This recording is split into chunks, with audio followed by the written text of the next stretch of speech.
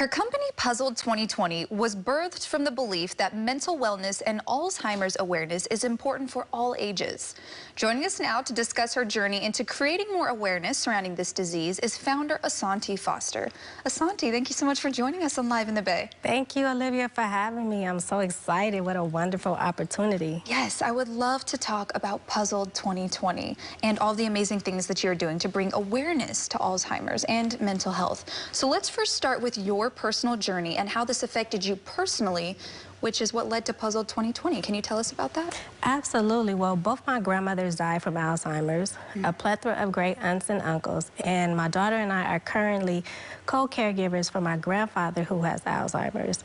And maybe about 4 years ago, I got a call to help a great aunt of mine who was suffering from Alzheimer's and spent the entire day with her, loved it, but the more she kept repeating herself, the more I was like, wait a minute, the grandmothers, I started recounting, everybody on my family tree, both sides that had died from Alzheimer's, and then it hit me like literally a ton of bricks, like, oh my God, you could have this, right? Because hereditary. So I started researching it and discovered that hereditary is a risk factor. It's not the risk factor. Women are more likely to have it than men, and African-American women, we are twice as likely to have it than the national average. Wow. Right, freaked me out. I can understand. So after you learned so much of this information, how did it inspire you to start PUZZLED2020? Well, I was like, somebody needs to do something about this. We know about every other disease, and I found myself kind of like getting upset, right? Like, why don't we know more about this, especially women, African-American women? We are more likely to have this than the national average. And then it was like, it's going to sound really crazy. You can do something about it. And I'm like, what can I do about it? I don't have any alphabets behind my name to, really come in and talk about this from a medical point of view, but what I do have is experience. I grew up with Alzheimer's. I watched both my grandmothers have it, and growing up, watching both of your grandmothers have the exact same disease, you're like, okay, it's natural, right? This is what's supposed to happen. And no. It's not. No. Also, what bothered me about it was the fact that you can be on an Alzheimer's track in your 30s and not know it. See, it shows up. You're diagnosed over the age of 65. And so I'm like, okay, all right, a documentary. I'll do that. I have a media background, and it was like, okay, we could do this, but with what money and with what help? And then my daughter runs in, and she's like, Mom, look at this cool video I made on TikTok. And I'm like, and there's my producer.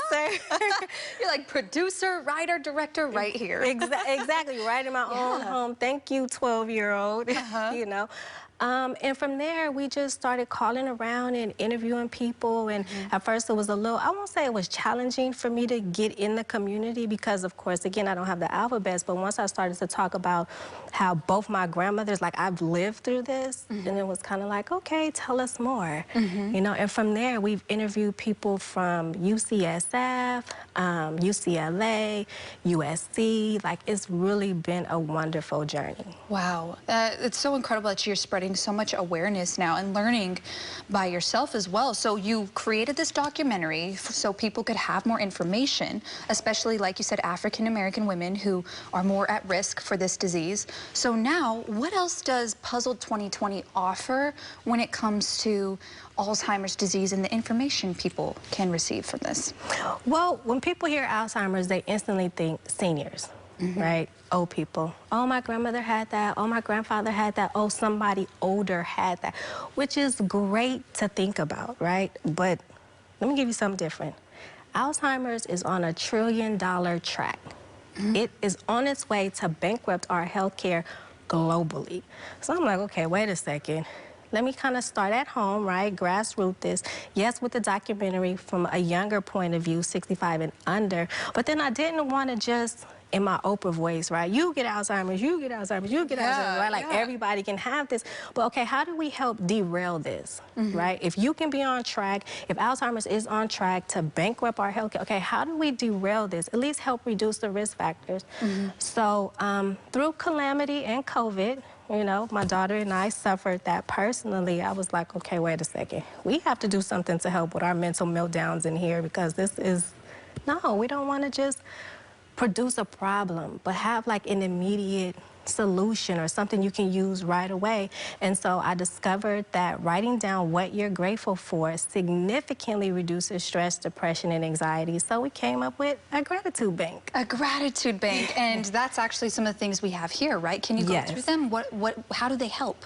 So initially, when I started researching mental happiness, and of course I didn't want to take a pill, right? And I wanted something that was effective for both my daughter and that didn't cost a lot of money. Yeah. And so all this research on writing down what you're grateful for, I'm like, wait a minute, let me try this, right? Let me try it for myself. Right. Sign me up, because I'm definitely, do you have this? Do you have that? Yes, I am suffering from all of this. Anxiety, depression, stress, all of it. And so we started doing it, and I was like, oh my God, I feel different, right? And when you feel different, you look different, right? You're motivated to do more outside of yourself. And so my daughter the same way. You know, school was really going great for her online. Socially, she's doing good. And I'm like, what has changed? Oh, we're writing down what we're grateful for. We need to package this up and sell it. So that's what we did with the gratitude bank. Incredible. Yes. Wow. Well, thank you so much, Asante, for joining us here on Live in the Bay and bringing some awareness to us on Alzheimer's disease and the gratitude bank. We appreciate it so much. Thank you so much for having me.